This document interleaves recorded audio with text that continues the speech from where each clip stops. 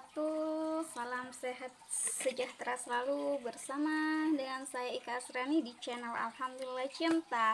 Oke guys, topik atau tema kali ini adalah jangan memaksakan menikahi orang yang tidak menyukai atau tidak mencintaimu. Oke?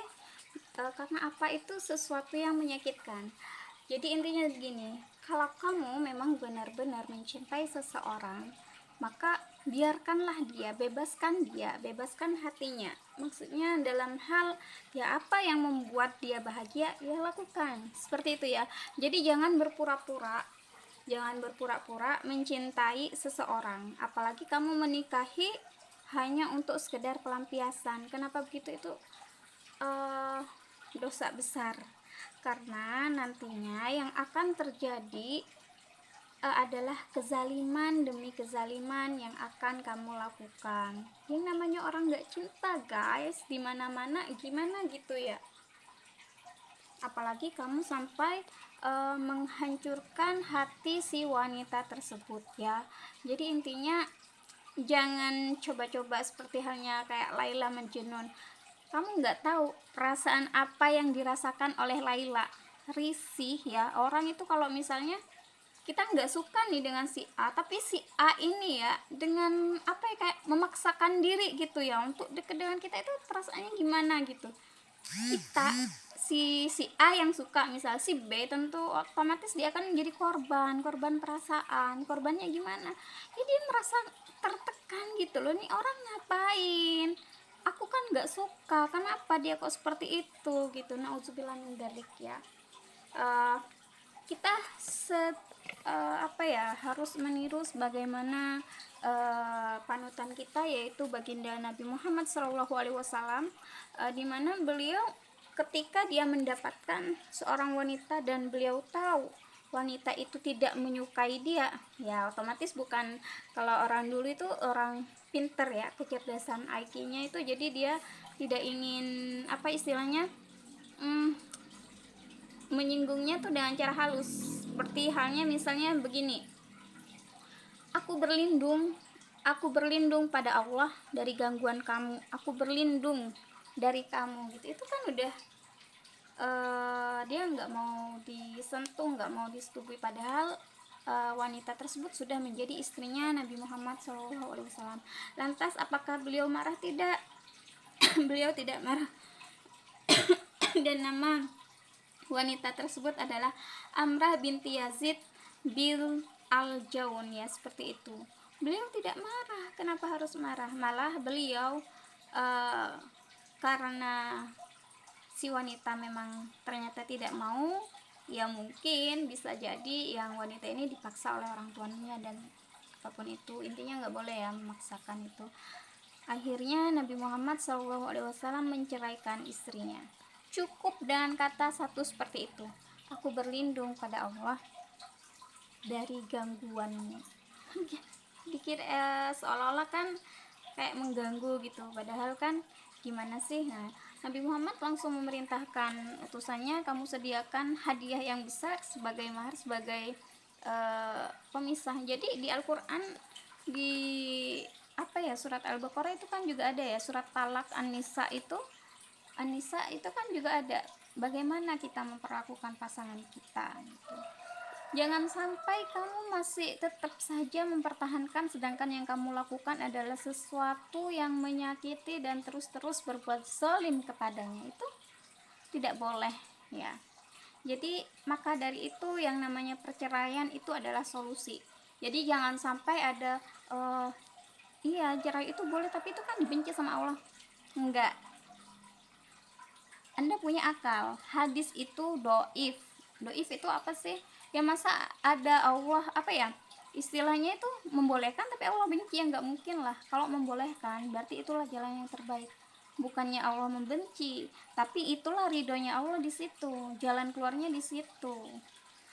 Perceraian ini itu adalah solusi gitu ya. Jadi jangan sampai disalahartikan ya, dibandingkan. Jadi intinya bagaimana, jadi kalau Nabi ini nggak ada yang namanya manipulasi, main ini main itu ya. main tuduh, pengen dikatakan ini dan itu, takut dikatakan rumah tangga nggak becus, nggak ini. Beliau apa ya, lebih memilih saya ingin menjaga wanita ini. Kalau saya tidak bisa membahagiakan dia, memberikannya, maka bebaskan. Ya, jangan sampai memaksakan. Apalagi kesabaranmu setipis tisu gitu ya, nggak bisa memberikan kebahagiaan pada wanita tersebut. Jangan memaksa gitu ya untuk menikah dengan orang ini. Nauzubillah min dzalik. Karena sesungguhnya cinta itu pasti akan dimenangkan oleh orang yang tulus ya. Iya, cinta itu akan tumbuh kalau kamu ada perasaan ikhlas karena Allah. Kalau kamu benar-benar ingin membahagiakan orang tersebut, bisa jadi apa, orang wanita tersebut akan luluh. Tapi tidak dengan orang yang berpura-pura. Kebanyakan kan orang menikahi hanya berpura-pura karena status, karena ingin emang aku nggak bisa nikah, aku juga bisa, aku bisa dapat wanita cantik kayak, nggak seperti itu ya.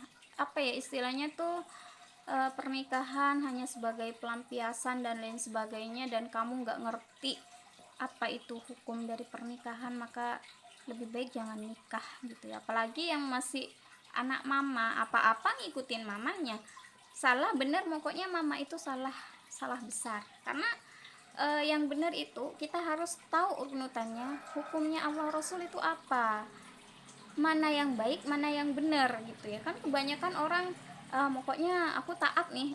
Ketaatan itu, taat itu garis bawah ya, taat itu hanya pada kebenaran. Punya orang tua, orang tuanya nyuruh cerai gitu dengan berbagai alasan, sedangkan kamu nggak punya problem apa-apa, yang apakah itu patut dituruti? Tidak.